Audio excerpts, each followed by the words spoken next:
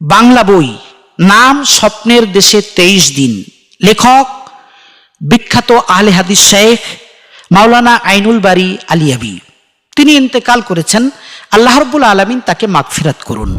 যদি কেউ রিয়াল কামানোর উদ্দেশ্যে দুম্বা চড়ানোর জন্য কিংবা খেজুর গাছের গোড়ায় পানি দেওয়ার জন্য সৌদি আরবে যায়, তাহলে এ সফর তার জন্য সর্বসম্মতিক্রমে জায়েজ আছে। কিন্তু কোনো আশিকে রাসূল যদি প্রিয় নবী সাল্লাল্লাহু আলাইহি ওয়াসাল্লামের রওজা জিয়ারত করার জন্য মদিনা মুনাওয়ারার সফর করে, তাহলে এটা হারাম। আশ্চর্য কথা!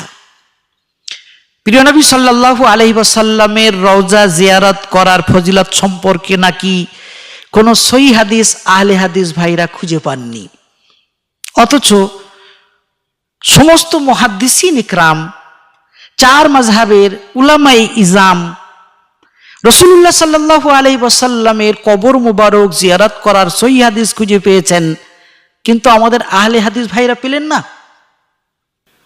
আলহামদুলিল্লাহি রাব্বিল আলামিন ওয়াসসালাতু ওয়াসসালামু আলা নবিয়্যিল উম্মিয়্যিল কারীম ওয়া আলা আলিহি ওয়া আসহাবিহি আজমাইন, আম্মা বা'দ। দর্শকবৃন্দ, আসসালামু আলাইকুম ওয়া রাহমাতুল্লাহি ওয়া বারাকাতুহু। আজ আমাদের আলোচনার বিষয়বস্তু আমাদের প্রিয় নবী সাল্লাল্লাহু আলাইহি ওয়াসাল্লামের রওজা পাক জিয়ারতের উদ্দেশ্যে সফর করা জায়েজ না হারাম। ধরুন কোনো ব্যক্তি ভারত, পাকিস্তান কিংবা বাংলাদেশ থেকে মদিনা মুনাওয়ারা পর্যন্ত সফর করে যাচ্ছে, তার উদ্দেশ্য প্রিয় নবী সাল্লাল্লাহু আলাইহি ওয়াসাল্লামের রওজা পাক জিয়ারত করা, তাহলে তার এই সফরটা জায়েজ না হারাম? আজ আমরা এ সম্পর্কে আলোচনা করব ইনশাআল্লাহ। হয়তো আপনারা অনেকেই মনে করছেন, এটাও কি আবার আলোচনার বিষয়বস্তু হতে পারে? যদি কেউ রিয়াল কামানোর উদ্দেশ্যে দুম্বা চড়ানোর জন্য কিংবা খেজুর গাছের গোড়ায় পানি দেওয়ার জন্য সৌদি আরবে যায়, তাহলে এ সফর তার জন্য সর্বসম্মতিক্রমে জায়েজ আছে।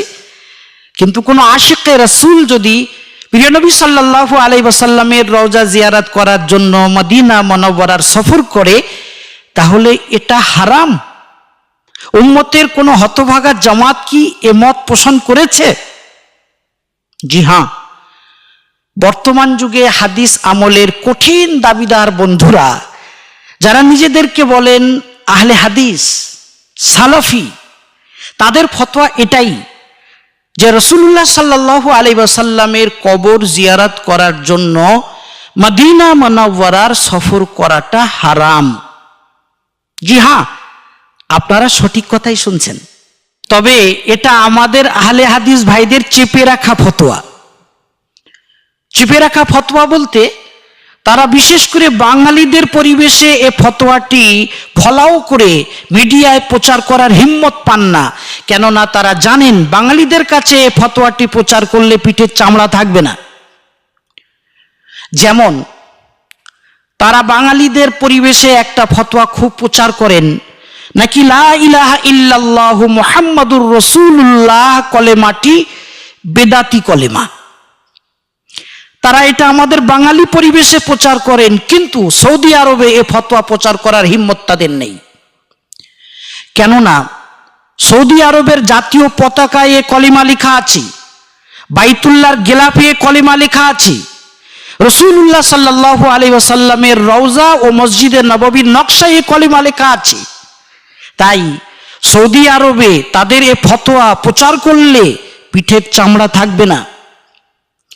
অনুরূপভাবে আমাদের বাঙালি পরিবেশে তারা রাসূলুল্লাহ সাল্লাল্লাহু আলাইহি ওয়াসাল্লামের রওজা জিয়ারতের জন্য সফর করা হারাম, এই ফতোয়াটা প্রচার করার হিম্মত পান না, অথচ এটাই তাদের ফতোয়া। উর্দু ভাষাভাষী আহলে হাদিস ভাইরা তাদের এই মাসআলাটি কিতাবপত্রে হিম্মত করে বুক ঠুকে খুব স্পষ্টভাবেই লিখেছেন, কিন্তু আমাদের বাঙালি শেখরা কিতাবের লেখার ক্ষেত্রে এবং মিডিয়ায় বলার ক্ষেত্রে অস্পষ্টভাবে ইশারা ইঙ্গিতে পিঠ বাঁচিয়ে কথা বলেছেন। তাই তাদের ফতোয়াটি আমাদের বাঙালি পরিবেশে হাইলাইট হয়নি। এই যে কিতাবটি আপনারা দেখছেন, ফাতাওয়া আহলে হাদিস, আমাদের আহলে হাদিস ভাইদের ফতোয়া সমগ্র, তাদের লেখা কিতাব, খণ্ড নম্বর 2, লেখকের নাম লেখা আছে মুজতাহিদুল আসর হাফিজ আব্দুল্লাহ মুহাদ্দিস রোপড়ি। এই ফাতাওয়া আহলে হাদিস কিতাবে খণ্ড নম্বর 2 পৃষ্ঠা নম্বর 251 মুহাদ্দিস মদিনা মুনাওয়ারা জিয়ারত সম্পর্কে বেশ কিছু কথা লেখার পর শেষে লিখেছেন, चुनाचे रिसाला जियारत कब्र नबवी में मैंने इन पर मुफस्सल बहस की है, बल्कि उसमें यह भी साबित किया है कि कब्र की जियारत की नीयत से सफर जायज ही नहीं, मस्जिद नबवी की नीयत से सफर होना चाहिए। हाँ, वहां पहुंचकर फिर कब्र नबवी की भी जियारत कर ले।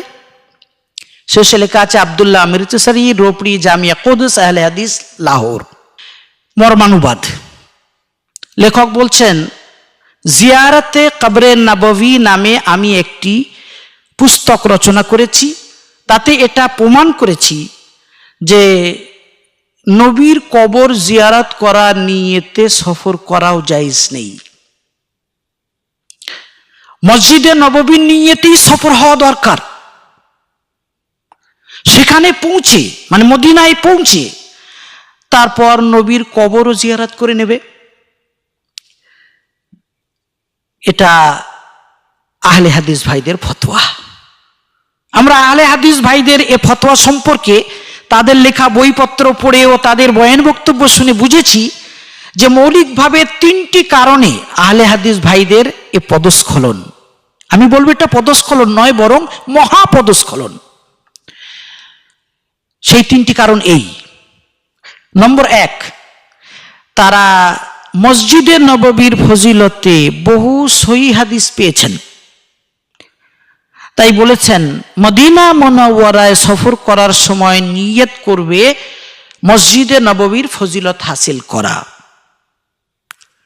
নম্বর 2, তারা রাসূলুল্লাহ সাল্লাল্লাহু আলাইহি ওয়াসাল্লামের কবর মোবারক জিয়ারত করা সম্পর্কে নাকি কোনো সহিহ হাদিস পাননি। এ সম্পর্কে যা কিছু বর্ণিত আছে সবগুলি নাকি জয়ীফ ও মওযু। তাই রাসূলুল্লাহ সাল্লাল্লাহু আলাইহি ওয়াসাল্লামের রওজা জিয়ারত করার উদ্দেশ্যে যেন মদিনার সফর কেউ না করে, কেননা এটা অনর্থক। এ সম্পর্কে বিশেষ কোনো ফজিলত নেই। নম্বর 3, তারা বুখারী মুসলিমের একটি হাদিস পেয়েছেন, রাসূলুল্লাহ সাল্লাল্লাহু আলাইহি ওয়াসাল্লাম বলেছেন 3টি মসজিদ ছাড়া অন্য কোথাও সফর করা যাবে না, মসজিদে হারাম, মসজিদে আকসা ও মসজিদে নববী। এই হাদিসের ভিত্তিতে আহলে হাদিস ভাইরা বলেছেন এ দ্বারা বোঝা গেল নবী সাল্লাল্লাহু আলাইহি ওয়াসাল্লামের রওজা জিয়ারত করার জন্যও সফর করাটা নিষিদ্ধ। বলা বাহুল্য আহলে হাদিস উলামারা মৌলিকভাবে এই 3টি কারণেই নবী সাল্লাল্লাহু আলাইহি ওয়াসাল্লামের কবর মোবারক জিয়ারতের উদ্দেশ্যে সফর করাকে নাজাইজ বলেছেন। মনে রাখা দরকার তাদের এ কথাগুলি অত্যন্ত দুর্বল। আপনারা এই যে কিতাব দেখছেন বাংলা বই, নাম স্বপ্নের দেশে 23 দিন, লেখক বিখ্যাত আহলে হাদিস শেখ মাওলানা আইনুল বারী আলিয়াবি। তিনি ইন্তেকাল করেছেন, আল্লাহ রাব্বুল আলামিন তাকে মাগফিরাত করুন। তিনি হজের উদ্দেশ্যে সৌদি আরবে 23 দিন ছিলেন। সফর থেকে ফিরে এসে এই বইটি লিখেছিলেন। এই কিতাবে 40 ও 41 নম্বর পৃষ্ঠায় তিনি এই 3টি কারণ মৌলিকভাবে উল্লেখ করেছেন। তিনি লিখেছেন মদিনার মসজিদে নববী কিংবা প্রিয় নবী সাল্লাল্লাহু আলাইহি ওয়াসাল্লামের কবর মোবারকের জিয়ারত হজ অথবা উমরার কোনো অঙ্গই নয়, তাই হজ করতে গিয়ে মদিনায় যাবার কোনো প্রশ্নই ওঠে না। ঠিক আছে, তারপরে তিনি লিখেছেন মসজিদে নববীতে নামাজ পড়লে 1000 গুণ বেশি সওয়াব পাওয়া যায়, সহিহ বুখারী মুসলিমের হাদিস। এসব হাদিস উল্লেখ করার পর শেষে তিনি লিখেছেন উপরে বর্ণিত নবীজির ফরমান অনুসারে মসজিদে নববীতে নামাজ পড়ার উদ্দেশ্যে মসজিদে নববীতে নামাজ পড়ার উদ্দেশ্যে মদিনা মুনাওয়ারা সফর করাও উচিত। খুব ইশারা ইঙ্গিতে লিখে গেছেন মসজিদে নববীতে নামাজ পড়ার উদ্দেশ্যে মদিনা মুনাওয়ারা সফর করাও উচিত।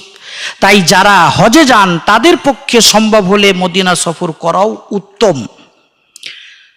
দর্শক মণ্ডলী, মনে রাখবেন এটা গাঁজাখুরি ফতোয়া।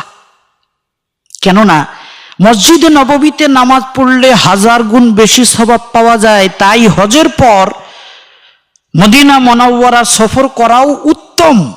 এটা কোনো পাগলও মেনে নেবে? কেননা মসজিদে নববীতে নামাজ পড়লে 1000 গুণ বেশি সওয়াব পাওয়া যায়, আর মক্কা মুকাররমায় যেখানে হাজী সাহেব আছেন মসজিদে হারামে নামাজ পড়লে তো 1,00,000 গুণ বেশি সওয়াব পাওয়া যায়।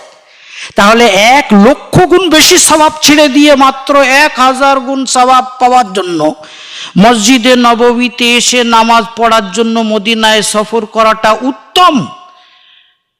এ ফতোয়া কোনো পাগলও মেনে নেবে?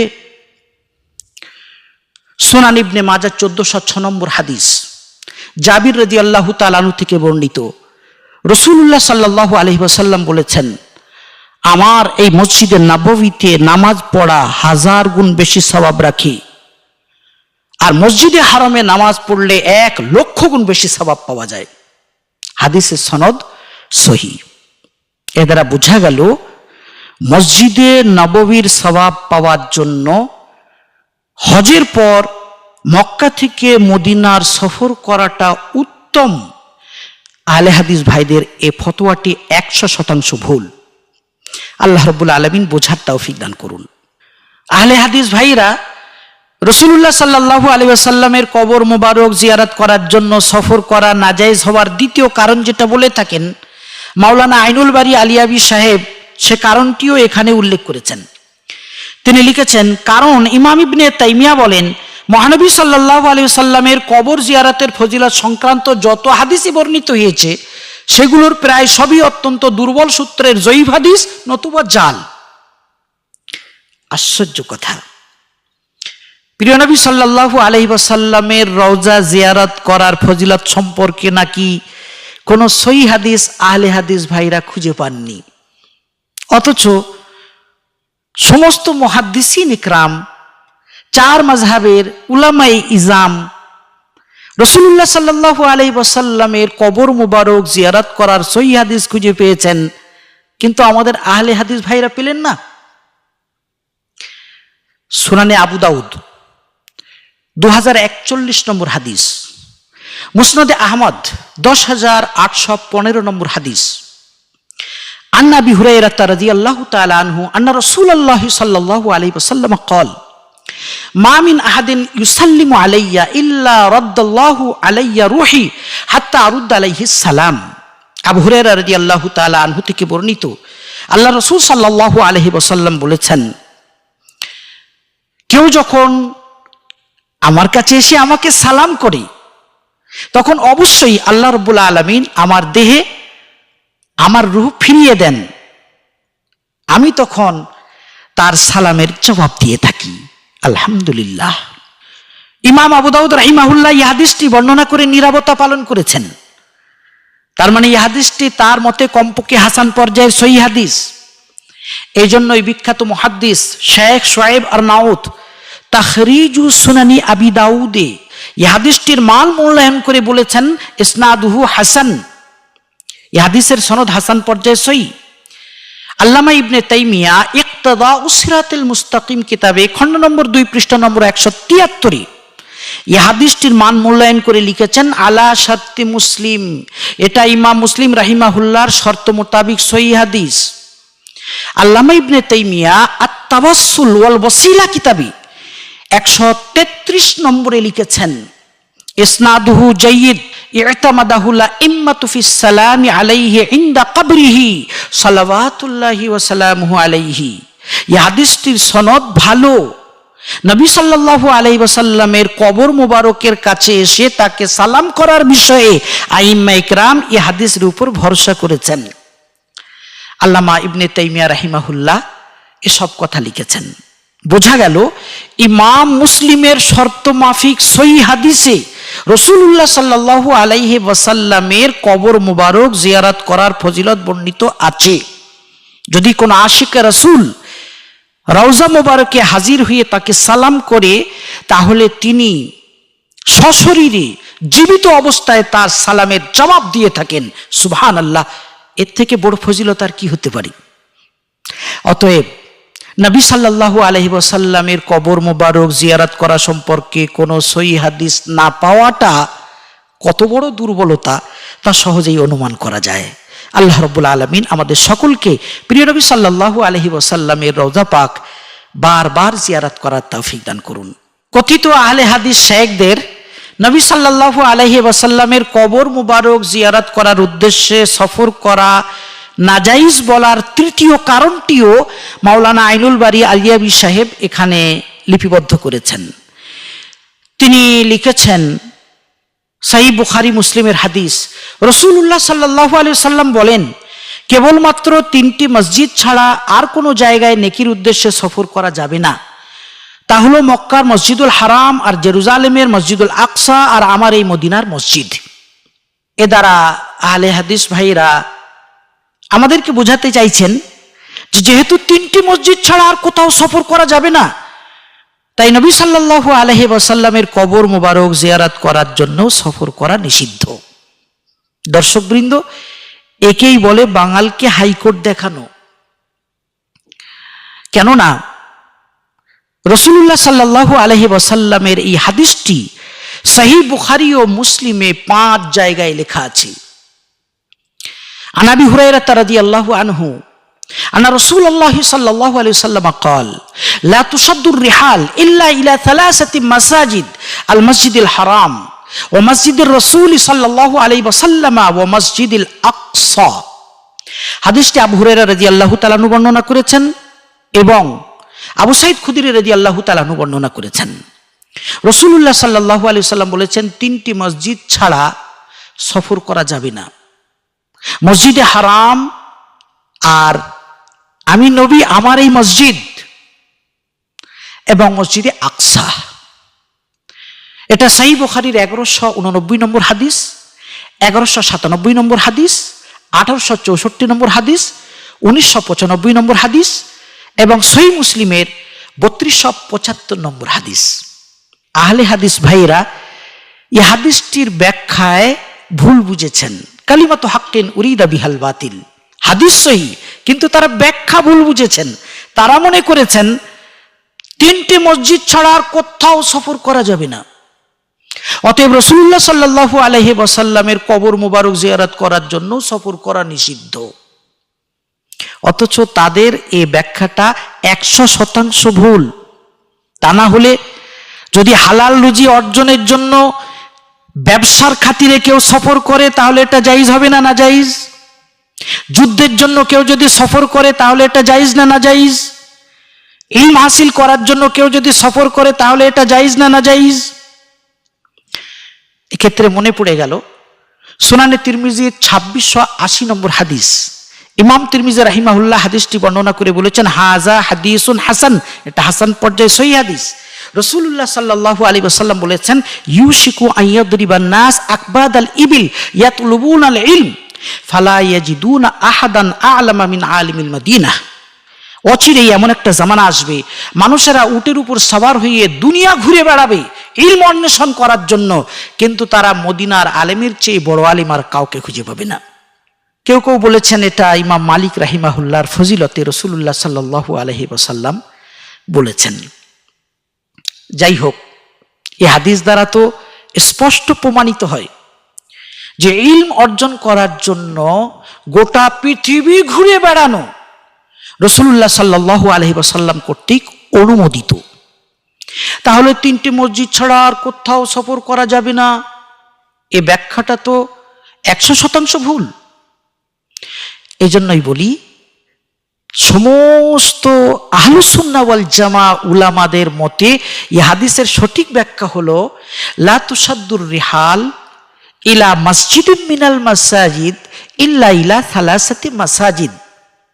মসজিদের জগতে 3টে মসজিদ ছাড়া অন্য কোনো মসজিদকে বেশি ফজিলতপূর্ণ মনে করে সেখানে নামাজ আদায় করার জন্য সফর করা যাবে না।